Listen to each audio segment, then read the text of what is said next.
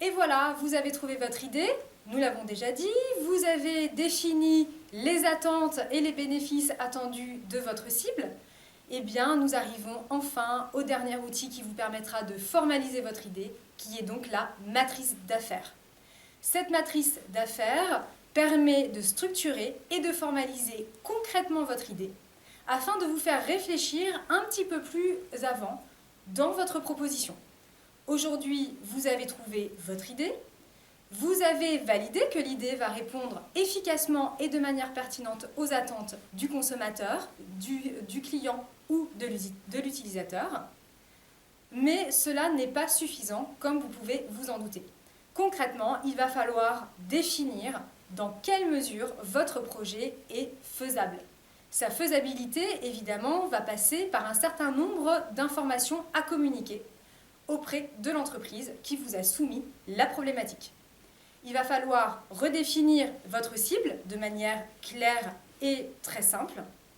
Ensuite, définir votre proposition de valeur que vous avez déjà définie grâce à l'outil précédent, qui est donc la matrice de proposition de valeur. Et vous allez également définir toutes les compétences, toutes les informations dont vous aurez besoin pour pouvoir mettre en œuvre concrètement votre proposition. Enfin, cette matrice d'affaires va vraiment être complète à partir du moment où vous allez définir les coûts et les revenus attenant à votre projet.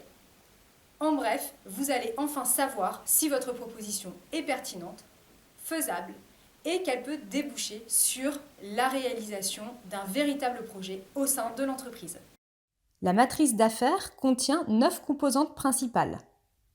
Il faut commencer par remplir les composantes situées sur la partie droite de la matrice, puis remplir au fur et à mesure les composantes vers la gauche. Les composantes situées tout en bas de la matrice, relatives aux structures de coûts, sont à considérer en dernier.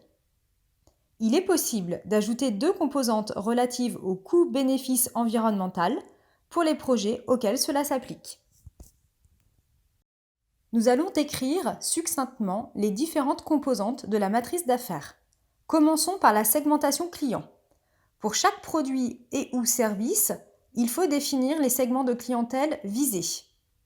Vous allez pouvoir définir des paramètres tels que des paramètres sociodémographiques, comme l'âge par exemple, géographiques, psychographiques tels que le style de vie, la personnalité, ou des éléments liés au comportement de l'individu.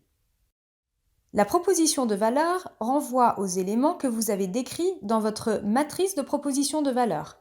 Il suffit ici de reporter les éléments que vous aviez renseignés préalablement. La partie relation client vous permet de définir le type de relation que vous allez entretenir avec votre cible. Comment souhaitez-vous communiquer auprès de celle-ci ? Par Internet ? Via un système de blog ? Par des actions de présentation ? Par des campagnes de démarchage téléphonique ou autres. Est-ce que votre relation client est personnalisée ou est-elle automatisée ? La partie activités clés vous permet de définir quelles sont les activités que vous devez absolument maîtriser pour pouvoir délivrer votre proposition de valeur. Par exemple, devez-vous maîtriser la chaîne logistique, le développement logiciel, la vente par Internet ? Concernant les ressources clés, vous devrez définir les ressources humaines, financières et matérielles nécessaires au lancement de votre projet. Concernant les partenaires clés, vous devez lister l'ensemble des prestataires externes dont vous aurez besoin pour délivrer votre proposition de valeur. Vous faut-il des partenaires clés pour promouvoir votre produit et ou service, ou alors pour produire une partie de votre proposition, ou enfin pour compléter votre offre de service. Enfin, vous devrez définir votre structure des coûts et des revenus. Vous devrez lister pour cela le type de coûts nécessaires à la mise en œuvre de votre projet, tels que les coûts fixes, les coûts variables, les économies d'échelle potentielles, mais également les revenus, c'est-à-dire toutes les rentrées financières que vous pouvez espérer lors de la délivrance de votre proposition de valeur. Pour certains projets, il peut être pertinent de définir les bénéfices sociaux et environnementaux ou les externalités négatives sociales et environnementales du projet. Pour cela, vous devrez définir tout ce qui peut avoir un impact positif, par exemple sur l'emploi, le vivre ensemble, ou alors les impacts environnementaux.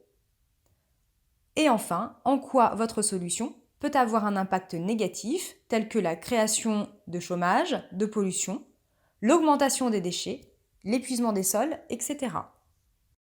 À présent, illustrons la matrice d'affaires en reprenant notre exemple Gemio.com. Gemio cible en priorité des hommes et des femmes vivant en ville, ayant entre 20 et 40 ans et acceptant d'acheter par Internet. Ils souhaitent leur vendre des bijoux sur mesure à prix juste, fabriqués en France, et délivrer leurs propositions de valeur grâce à leur site Internet. La relation client est donc majoritairement mise en œuvre grâce à Internet, mais pour l'entretenir sur le long terme, le client peut également être remboursé s'il n'est pas satisfait. Intéressons-nous maintenant aux éléments clés. Les activités clés de l'entreprise est en priorité le développement d'un site internet ergonomique, mais également la production et la création de bijoux. Les ressources clés renvoient à l'investissement dans des imprimantes pour l'impression 3D des modèles, ainsi que le développement d'un portefeuille produit référençant plus de 6000 produits modélisés. Concernant les partenaires clés, il est important d'être conscient que si Gemio est capable de produire des modèles en 3D, l'entreprise n'est pas capable, par exemple, de faire le montage des pierres. Pour cela, elle a besoin d'avoir recours à des artisans pour ces activités spécifiques, notamment des artisans de la place Vendôme et des artisans situés en France, afin de venir soutenir ces activités. À présent, intéressons-nous à la structure des coûts. Il est important de définir les charges attenantes à l'activité de Gemio, à savoir la création, la production, les salaires et la gestion-maintenance du site Internet. L'ensemble de ces charges seront normalement couvertes par le prix payé par les clients, ce qui constitue le revenu de l'entreprise.